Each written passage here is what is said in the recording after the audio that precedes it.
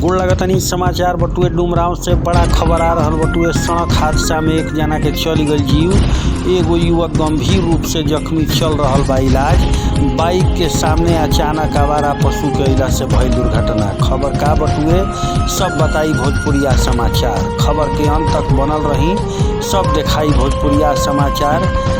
एक बार फिर से रफ्तार के कहर आ साथे साथे घटना भइल बटुए। का खबर बटुए विस्तार से जानी। बक्सर चना गांव के पास सड़क हादसा में एगो अधेड़ के जगह पर जीव चल गए। वो जे बाइक चला रहल युवक के हालत गंभीर बतावल जा रहल बा। डुमराव से बक्सर आवे के दौरान NH 84 पे बाइक आवारा पशु से टकरा के दुर्घटनाग्रस्त हो गई। स्थानीय लोग के द्वारा दोनों जना छटपटात रहे लोग। ये दोनों जना के छटपटात देख स्थानीय लोग आनन फानन में सदर अस्पताल पहुंचावल। ओया अधेड़ व्यक्ति जवन पीछे बैठल रहन मोटरसाइकिल के, इनका कपार में भारी चोट लागल रहे, जवना से जगह पर इनकर जीव चल गई रहे। एकर सूचना पुलिस के दिहल गई। मौका पे पहुंचल पुलिस मुअल देह के अपना कब्जा में लेके पोस्टमार्टम खातिर भेज दिहलस। घटना बीएफए के दोपहरिया के बतावल जा रहल बा। बतावल गई कि डुमराव थाना क्षेत्र के नंदन गांव निवासी ऋषिकांत चौबे उम्र 56 वर्ष आ गुड्डू सिंह 25 वर्ष गांव से बाइक पे सवार होके अपन निजी काम से बक्सर जात रहे लोग।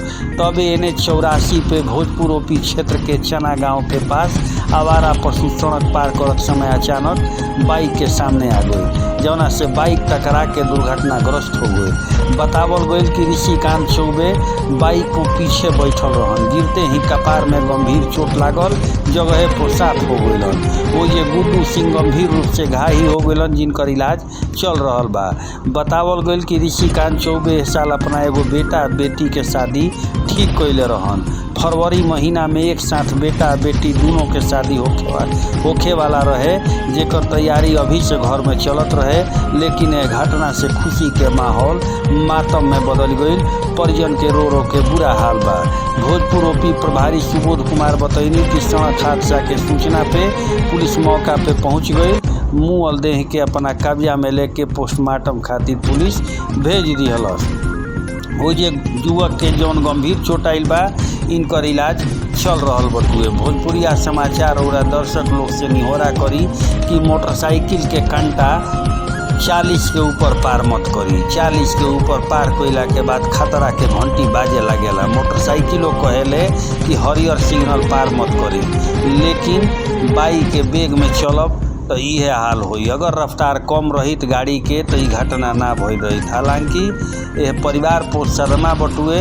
भोजपुरिया समाचार और सबके जागरूक करे खातिर बात बतैल सटुए। एक एक खबर पर भोजपुरिया समाचार के लगातार निगाह बनल बटुए। हर खबर मजबूती के साथ देखावल गइल बटुए। हर खबर के बतावल गइल बटुए। बताई यह व्यक्ति के घर में बेटा बेटी के शादी रहे, लेकिन अब यह दुनिया में ना रहलन। दबा के कमेंट, लाइक, सब्सक्राइब, शेयर जरूर करी। बहुत बहुत धन्यवाद।